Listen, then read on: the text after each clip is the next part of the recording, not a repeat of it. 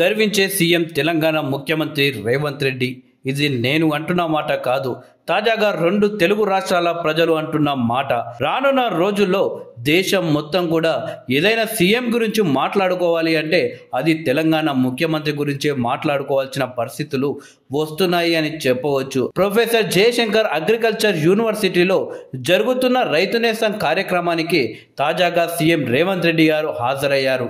ఈ సందర్భంగా ఆయన మాట్లాడుతూ రైతు ఆశీర్వాదం లేకపోతే ఎవరు ప్రభుత్వాన్ని ఏర్పాటు చేయలేరు అని సీఎం రేవంత్ రెడ్డి వ్యాఖ్యానించారు. ఎమ్మెల్యేగా గెలవాలన్నా, పార్లమెంటుకు వెళ్లాలన్నా, ముఖ్యమంత్రి కావాలన్నా రైతులు అండగా ఉంటేనే సాధ్యం. గతంలో పదవులు అనుభవించిన వాళ్ళు 10 ఏళ్ళు అధికారంలో ఉండి ఏమీ చేయని వారు వీధిన నాటకాలకు బయలుదేరారు. 10 ఏళ్ల పాలనలో నెత్తి మీద అప్పు, చేతిలో చిప్ప పెట్టారు. వాళ్ళు 10 ఏళ్లలో చేసిన విధ్వంసం 100 ఏళ్ళైనా కోలుకోలేని పరిస్థితి. తెలంగాణ రాష్ట్రాన్ని దిగజారిన ఆర్థిక వ్యవస్థగా మార్చి మనకు అప్పగించారు. అద్దాల మేడలు కట్టి రంగుల గోడలు చూపించారు.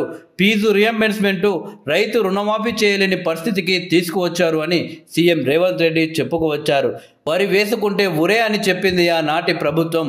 వరి వేయండి, చివరి గింజ వరకు కొనే బాధ్యత మాది అని చెప్పిన ప్రభుత్వం మా ప్రజా ప్రభుత్వం. పేదలకు సన్న బియ్యం ఇచ్చేందుకు, రైతులను సన్న వడ్లు పండించేందుకు ప్రోత్సహించాం. సన్న వడ్లకు 500 బోనస్ ప్రకటించి రాష్ట్రంలో 60% సన్న వడ్లు పండించేలా ప్రోత్సహించాం. మీరు సన్న వడ్లు పండించడం వల్లే ఇవాళ పేదలకు సన్న బియ్యం అందించగలుగుతున్నాం. వరి పండించడంలో తెలంగాణ దేశంలోనే నెంబర్ 1 స్థానంలో నిలిచింది. రైతుల కళ్ళల్లో ఆనందం చూస్తున్నాం. తెలంగాణ ముఖ్యమంత్రిగా నాకు ఇంతకంటే ఇంకేం కావాలి అని సీఎం రేవంత్ రెడ్డి వ్యాఖ్యానించారు. 10 ఏళ్లలో 8,20,000 కోట్ల అప్పు మా నెత్తిపై మోపి నడుం వంగిపోయే పరిస్థితి తెచ్చారు.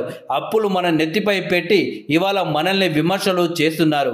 ఒక్కొక్కటిగా సరిదిద్దుకుంటూ మనం ముందుకు వెళ్తున్నాం. ఎన్ని ఇబ్బందులు ఉన్నా రైతులకు 9 రోజుల్లో 9,000 కోట్లు రైతు భరోసా అందించేందుకు ఇక్కడికి వచ్చాం. రైతు బాగుంటేనే రాజ్యం బాగుంటుంది. 18 నెలల్లోనే రైతుల కోసం 1,00,000 కోట్లు ఖర్చు పెట్టిన ప్రభుత్వం మన ప్రజా ప్రభుత్వం. ఏ గ్రామంలోనైనా సవాలు విసురుదాం, గ్రామ సభలు పెడదాం, గ్రామాల్లో చర్చ పెడదాం.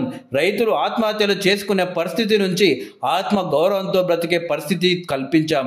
చావుల పునాదులపై అధికారంలోకి రావాలని దురాలోచనలతో ప్రతిపక్షం ప్రయత్నిస్తుంది అని అన్నారు. కొంతకాలమైన సమయం ఇవ్వరా, సరిదిద్దుకోనివ్వరా, భార్యాభర్తలు మాట్లాడుకున్న ఫోన్ ట్యాపింగ్ చేసిన పరిస్థితి గత ప్రభుత్వంలో ఉండేది. ప్రజా ప్రభుత్వంలో ప్రజలకు స్వేచ్ఛను కల్పించాం.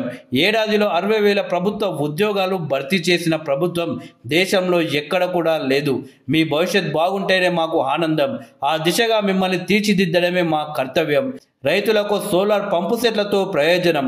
వాణిజ్య పంటలు, ఇతర పంటలపై కలెక్టర్లు అవగాహన కల్పించేలా చర్యలు తీసుకోవాలి అని సిఎస్ను ఈ వేదికగా ఆదేశిస్తున్నా.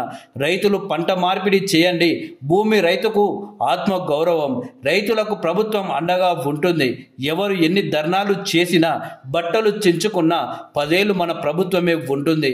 రాష్ట్రాన్ని బొందల గడ్డగా మార్చిన వాళ్ళు సిగ్గు లేకుండా మనల్ని విమర్శిస్తున్నారు అని సీఎం రేవంత్ రెడ్డి ఫైర్ అయ్యారు.